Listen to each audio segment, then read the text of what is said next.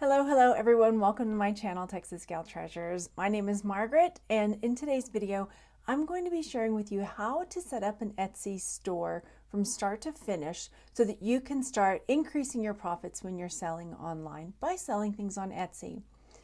Now, I know a lot of people still are under the belief system that in order to sell on Etsy, you have to have handmade items.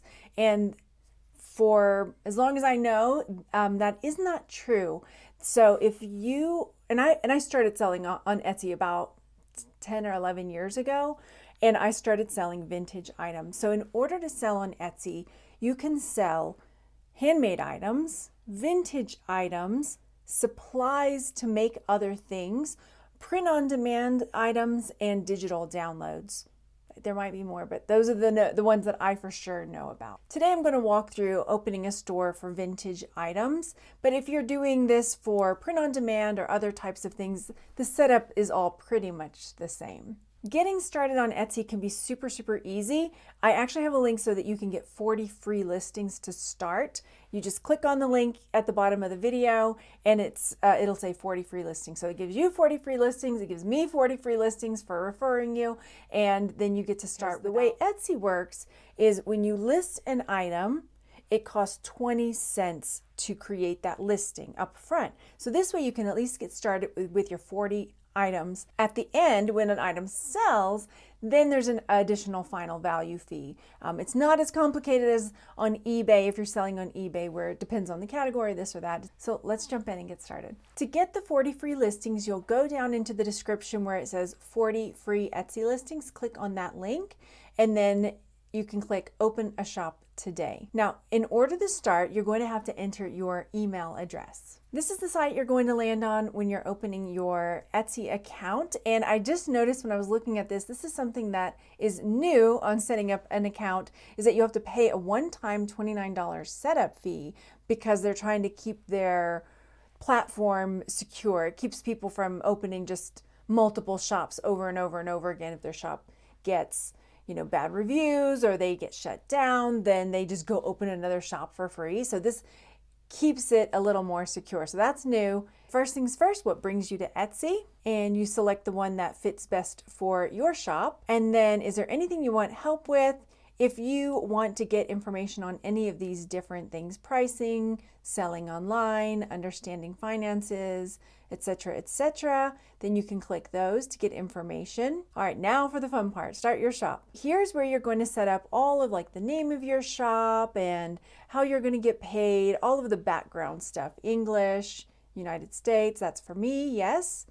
Name your shop. All right, Texas Gal Jewelry, let's start with that. The first thing it's going to have you do is to create a listing right up front. When you're opening your shop, have some photos ready and be ready to list an item. I've got a physical item. Let's say that I'm going to list a necklace.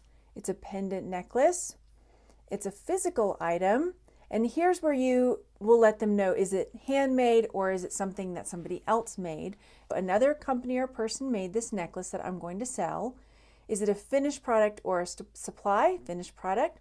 When was this made? In order to sell on Etsy, if you're selling products that you say you got from a thrift store, it has to be vintage, which is 20 years old or older. Before 2006, save and continue. At this point, it wants all the details. So let me add the photos because it's a lot easier for me to get the photos in before I do the title.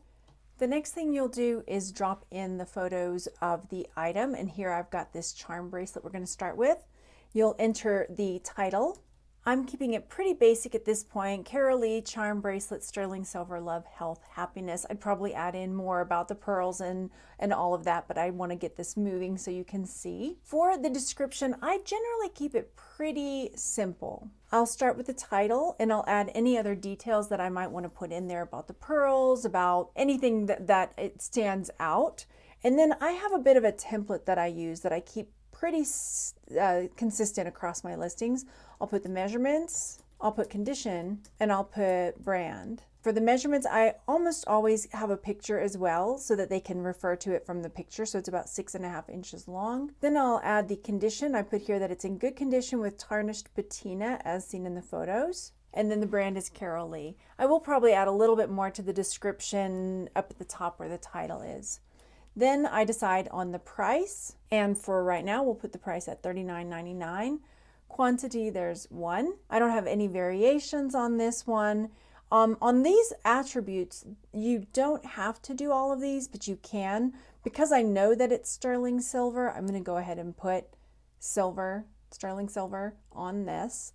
I don't have gold, etc. There's none of these other things.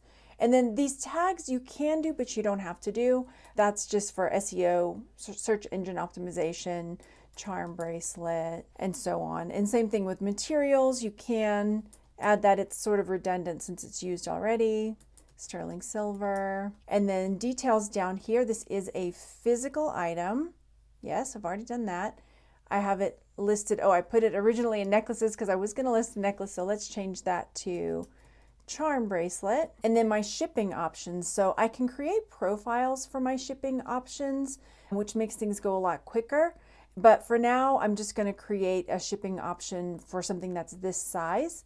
Shipping prices, calculate them for me. Where is it coming from? And then my processing time lets the buyer know how long is it going to take for me to get this into the mail. So I usually have it at 1 to 2 days. What countries? I'll ship to worldwide. Shipping service, USPS, mail classes. So this will, I don't know why they still have first class mail on here, but I use Ground Advantage for mine. I'm not exactly sure why they've got that on there still. I don't do free shipping personally, and I don't charge a handling fee. And then I can save this shipping profile, small item, and go from there. My item weight, you'll enter that in here. It's probably under 7 ounces for sure. 6x4x4 box is one of my favorites to use. And then I'm scrolling down. I haven't set up any shop sections. So let's say I want to set up a shop section for bracelets. Save.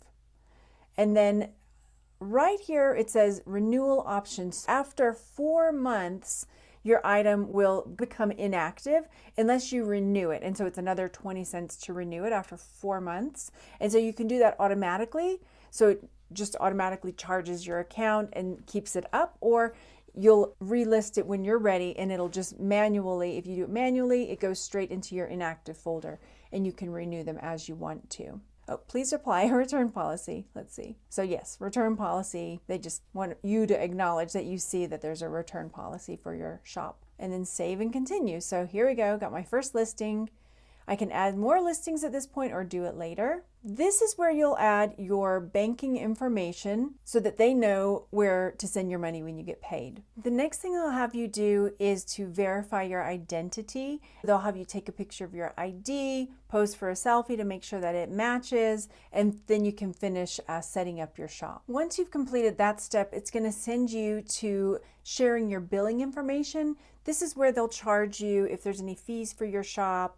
When you're packaging, if you're shipping through Etsy, then they'll charge you through that, or they'll take it from the profits that you were going to make.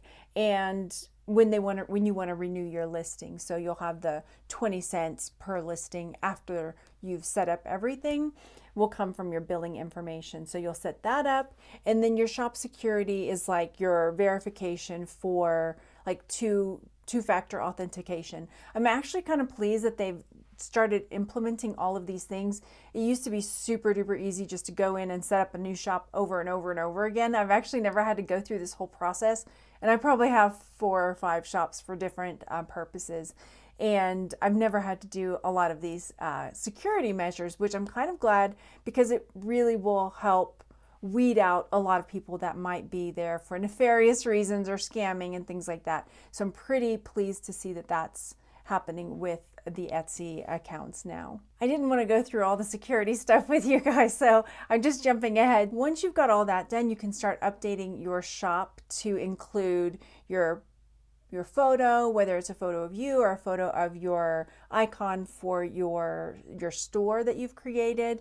Then you can start adding in other information about your store. You'll upload your photo, where you live, your about information, and this is the area where if you do have multiple shops, they want you to disclose that there so you can put all the different shops that you have on Etsy into that spot. And then when you're ready to start setting up the rest of your store, down at the bottom of the left panel, it's a sales channels, and you will, next to your shop name, you'll see a little pencil. This is where you can come in and edit things like your banner and other things for your shop to make it more personalized. Here's where you can come in and add your banner up at the top. I went ahead and switched over to my shop that I already have all set up. You can edit your location, your name, your photo on here. You can edit your welcome announcement, and then there are different places where you can come and create your shop categories as well. But this will let you also sort your items, and so let's say you want to have your items sorted differently on the landing page, you can come through and do that there as well once you've got a lot of stuff listed. I hope you found this video helpful. I hope you're able to get in there and get your shop set up on Etsy and that you're able to start making some sales. I've gotten the question a lot lately, where do I make the most sales on my jewelry that I'm selling?